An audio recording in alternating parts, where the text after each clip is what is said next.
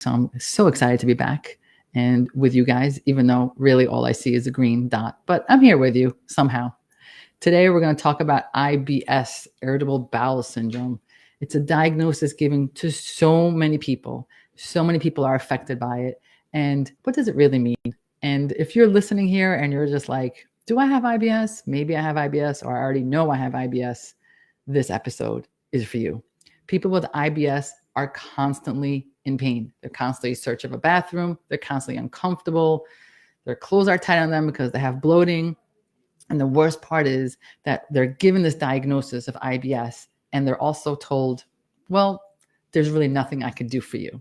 It's conventional medicine kind of throws them into this diagnosis of IBS, and there's not much of a cure, which we're going to, of course, dismantle today. So if you have IBS, if you know someone has IBS, or if you have belly symptoms and you think you might have IBS, you're in the right place. So before we dig in, we're going to talk about what IBS is, how to fix it, and why it's so important. Like, who cares if you have IBS? I care, and you should care also, and I'll tell you all about it.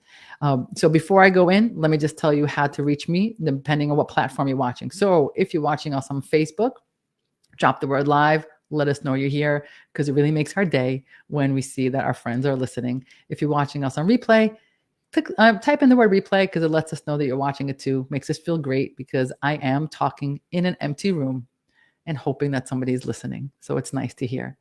No matter where you are, type the word change and it'll let my team know that you want our show notes, because sometimes it's nice to see things written out. And of course, if you're watching this on YouTube, don't forget to like and subscribe. And if you're listening to me on the podcast, oh my God, I'm not wearing my wife's stethoscope. She's going to kill me. But on the podcast, of course, my hair looks amazing. I'm wearing a blue sweatshirt and a red and blue shirt, checkered shirt. But I forgot my wife's stethoscope. I'm sorry, Gigi. I love you. But they can't see it on the podcast. Anyway, no matter where you are, don't forget to follow us on Instagram, because we're hella funny. And it's just a good place to reach us and private message us if you want to. If this topic speaks to you, share this with other people in your life that maybe it could help them, because it's all about helping as many people as possible and let them become the game changers in their life. And if you don't know me, my name is Efrat Lamandre. Everyone calls me Dr. E, and I invented the new method where we empower people to finally realize that their symptoms are not in their head, because you always knew there was a better way. So let's jump in. Join the conversation wherever you are. Let us know that you're here. Also, if you are watching me live, ask a question. This is a great place for your questions, even if it's not related to IBS. For my game changers, if you're watching me, just ask any question you want. This is a great place. We will answer it. So IBS, what is it? What is this all about? So if you have stomach pain, cramps, diarrhea, constipation, bloating, the first thing you have to do is see your GI. I say this every time. This is always one of my first paragraphs. Whatever you're dealing with, you must go to conventional medicine first. So if it's a stomach issue, you go to your GI. Let them do the testing. Do not diagnose yourself. Do not just convince yourself you have IBS. Do the colonoscopy. Do the endoscopy. Do the H. pylori test. Whatever test they're recommending, make sure you get it done. Their job is to make sure that you don't have anything. And when they don't find anything, that's good news. Don't get too frustrated, because that means you don't have some of the biggies. It means you don't have polyps and you don't have Crohn's or you don't have cancer. That's good news. Don't get frustrated, but go there first. And then when they can't find anything, they will diagnose you with IBS. And that's when you come to me. But let me just tell you what the diagnosis, what the criteria is for IBS, so that you know what it means. Technically, this is the criteria. It's belly pain and discomfort averaging at least 1 day a week in the last 3 months. It also has to occur with at least 2 of the following: pain and discomfort related to going to the bathroom, defecation, change in the frequency of defecation, or change in stool consistency. So it's at least once a day in the last 3 months, but also associated with some pain and discomfort when you're pooping, a change in how often you are pooping, and the change of consistency, if it's hard or soft. I know it's kind of gross, but someone's got to talk about it. Let me tell you what it's not. If you have one of these, It's not IBS. Stop diagnosing yourself and run to your GI. Okay. If there's any type of gastrointestinal bleeding, go to the GI. If you have iron deficiency anemia, you got to see your GI. If you have unintentional weight loss, or if you feel a mass in your belly, I know it's kind of obvious, but I want to say it, you have to run to your GI. Or if there's a family history of colon cancer and you haven't gotten screened yet. So any of those red flags, it's not IBS. Okay. But anything else, if you've done all the testing and they call it IBS, awesome. You're in the right place. And a lot of my patients will come in initially with a sense of relief, like, great, I've had all the stomach pain and I finally have a diagnosis. It sounds very fancy, irritable bowel syndrome. I have a diagnosis and it kind of feels empowering. But then if you hang tight long enough, you realize it's not really a diagnosis. It's just a lack of any other diagnosis. And so you're just called IBS. So you have the symptoms and now you have a name for it, but what do you actually do? Let's unpack the name a little bit, IBS, what it actually is. So IBS, first of all, it's a syndrome, irritable bowel syndrome, which means we have a collection of symptoms that are just bundled into a syndrome, and because we don't know what to do with it. So we're going to take bloating and cramping and constipation and diarrhea and all of it. When we don't have an answer for it, we're just going to put it and call it a syndrome. Sounds pretty fancy. And then we're going to say that this syndrome is for people whose bowels are irritable. You have an irritable bowel and you have some symptoms, and that's going to be the syndrome. But that's not the whole answer. What do you mean I have an irritable bowel? Isn't the answer in finding out what is irritating the bowel? Wouldn't we want to know that? Yeah, of course. We want to know what's irritating the bowel that's giving me these symptoms, because IBS doesn't tell you anything. So I'm going to give you some simple steps. And then, of course, we're going to dig a little deeper. Simple steps of how you could start figuring out what you do to determine what's irritating your bowels. Okay. The very first thing you have to do is a food diary. Let me bring it up here. You have to do a food diary. And I know it's a little annoying, and I'm not saying forever, and you don't have to share your thoughts and secrets. Just a food diary for about 2 weeks, because a lot of people don't realize what is triggering them, right? It's clear that if you have a greasy hamburger and a whole bunch of French fries and a milkshake, that your bowel is going to be irritated. That's a no-brainer. But a lot of you are saying to yourself, I eat healthy. Why is this happening to me? Because there's something in your world of healthy foods that is still triggering your bowels. And if you don't do a diary, you'll never figure it out. So, and for some people, it's going to be something that they really, really love, and something that in their mind, they really think is healthy. They can't imagine that it's causing them their pain. And so writing the diary, so you're going to write down every single thing that you eat. No judgment. We're not counting calories. We're not showing this to anyone. Don't panic. You can burn it when you're done. So you're going to write down what you eat. And then you're going to write down when you had the symptoms, when you went to the bathroom, when you had the bloating. And you will be amazed when you find out the patterns. And again, I want to remind you, it could be something healthy. It could be, you're eating a salad and it has red peppers in it because Dr. E told you to eat the rainbow and eat as many things of as many colors. So you went out and you got red peppers and you're thinking you're super healthy.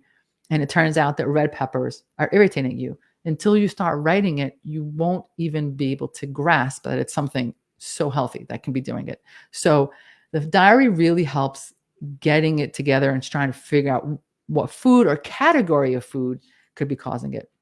For some people, the category of food could be diet food. A lot of the diet foods have these sugar alcohols in it. We're going to talk about that in a minute. And those sugar alcohols will destroy your gut. So you're out here eating a diet snack bar or a diet drink, thinking you're doing the right thing and not understanding why you have IBS. So the food diary is critical.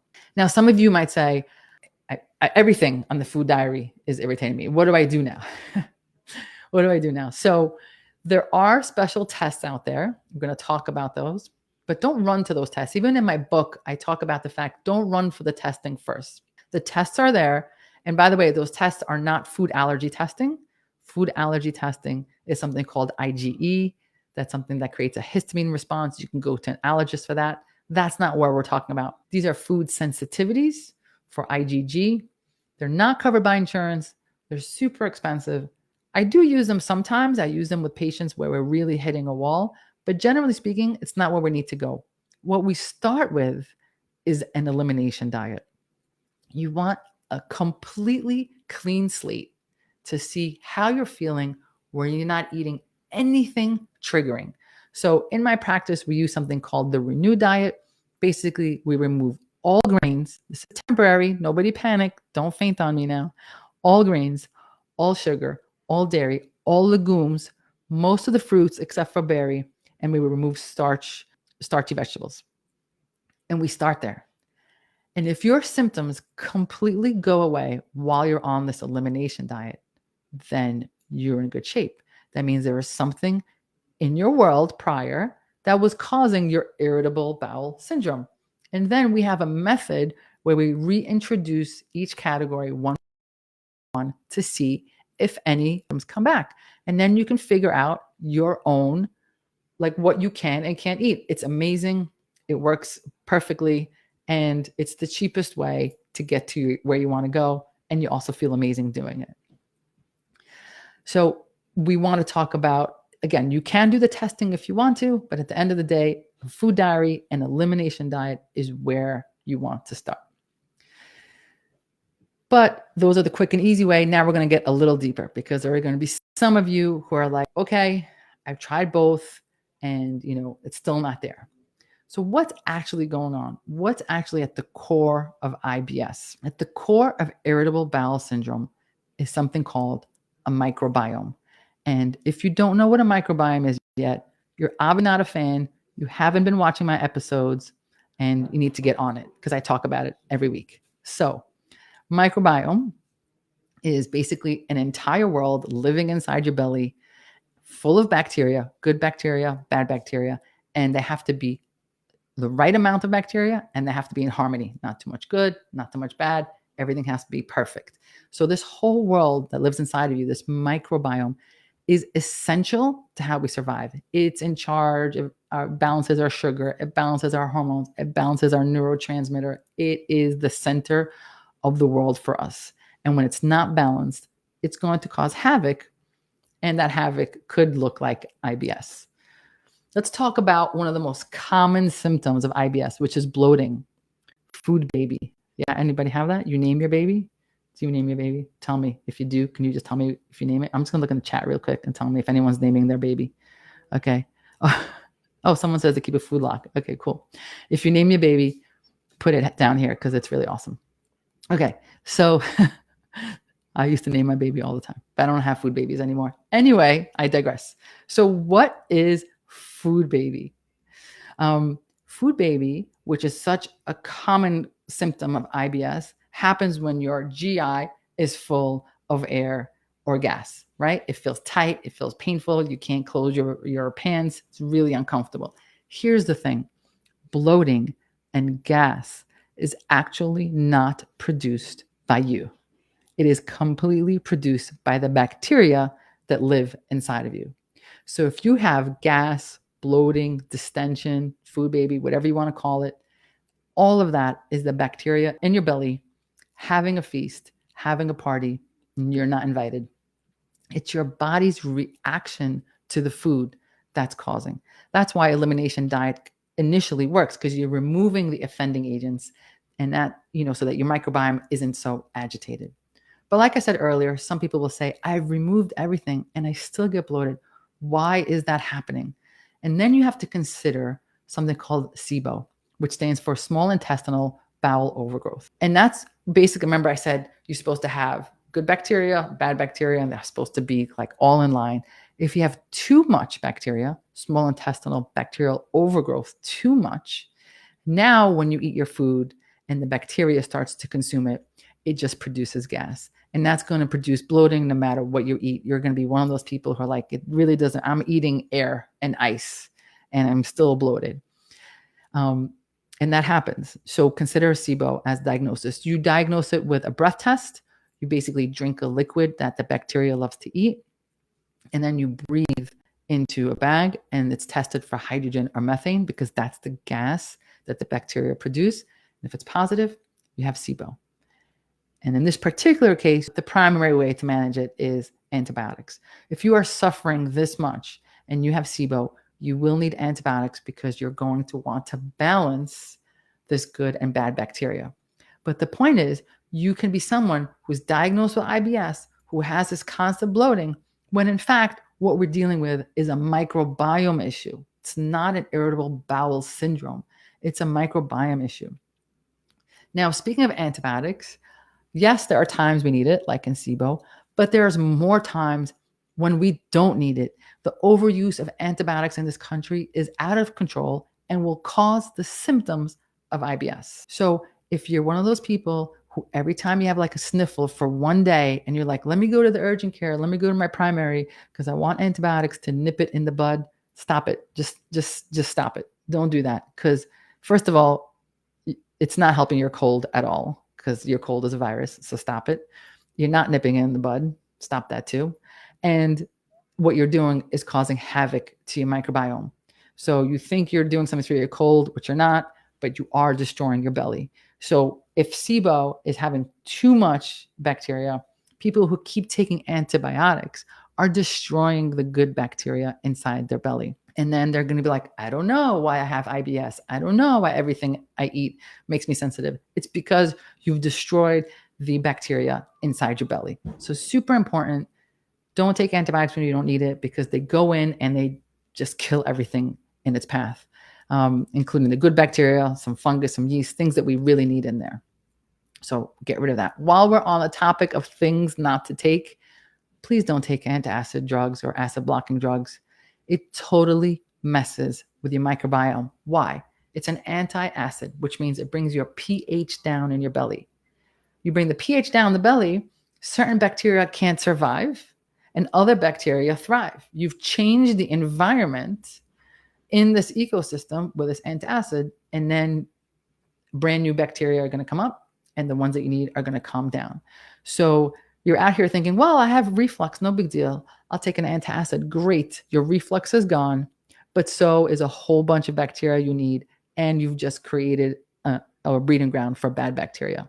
So now you're stuck, right? Because you have reflux, so you took the antacid. Now you gave yourself IBS. Now everything you eat bothers you. Now you need more antacids, and you're stuck in this loop, and I beg you, get out of it. What you want to do is get rid of the things that's caused you reflux to begin with.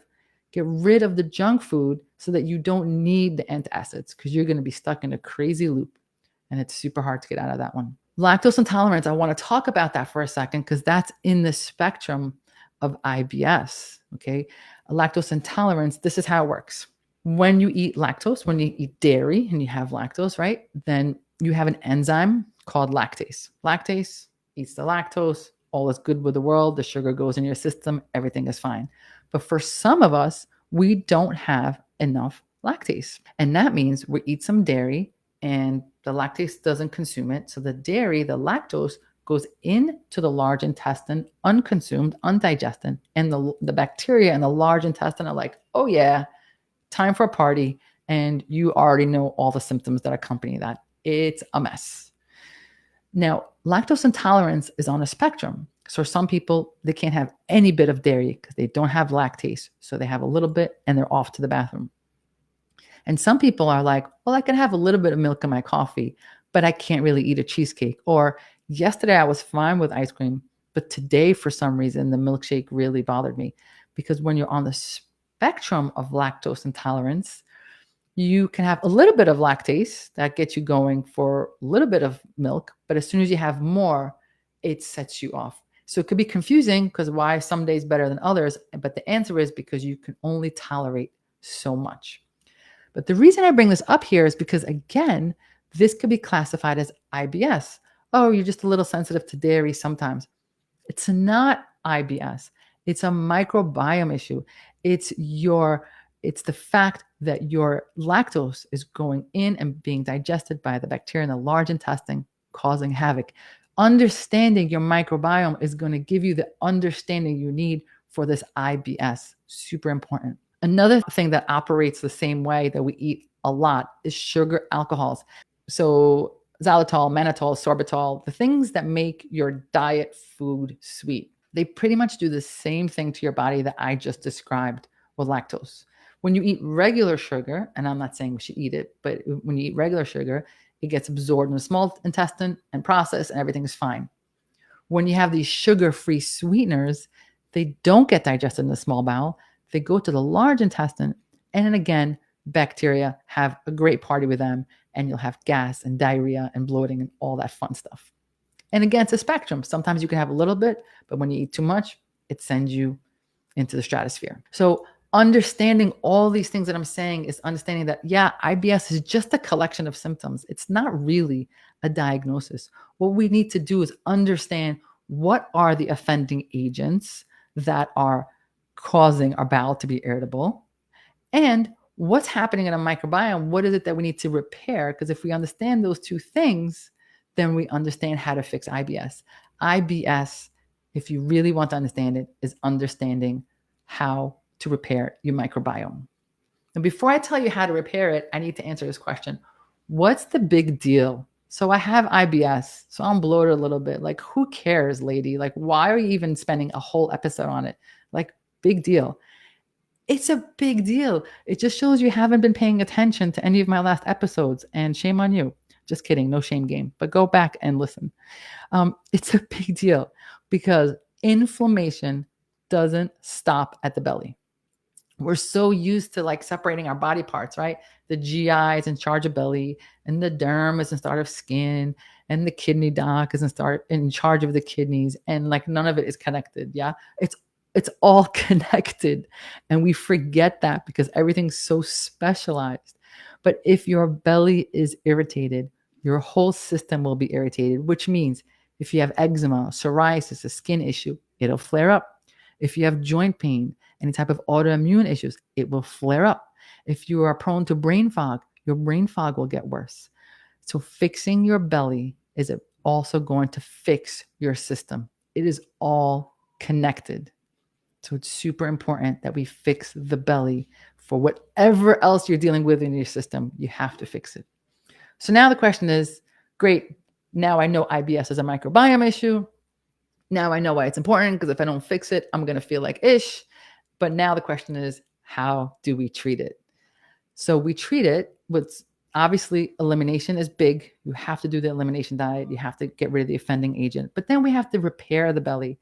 And repairing the belly, the order of the supplements is really important, because a lot of you will just be like, hey, let me just grab some probiotics and we're good. No. In fact, people who start probiotics too early are going to be messy. What do you mean, E? You just told me I need bacteria because of a microbiome. But no, too early, and you're just giving yourself more bacteria can create havoc. So elimination first, and then we want to repair.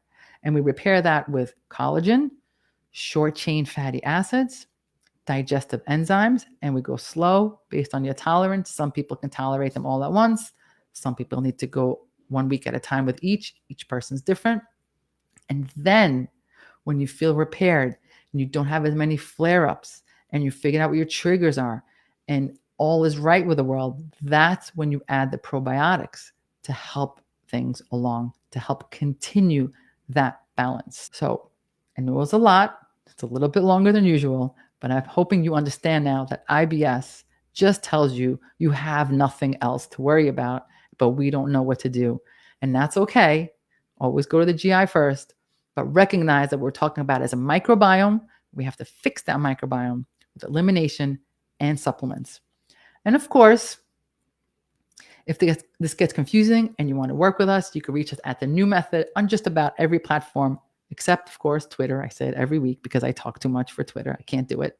And you can private message us anywhere, or you can go to thenewmethod.com and book a consult. Whatever works for you works for us. But we just want you to start feeling better and become the game changer in your life, because you always knew there was a better way. I'll see you guys next week.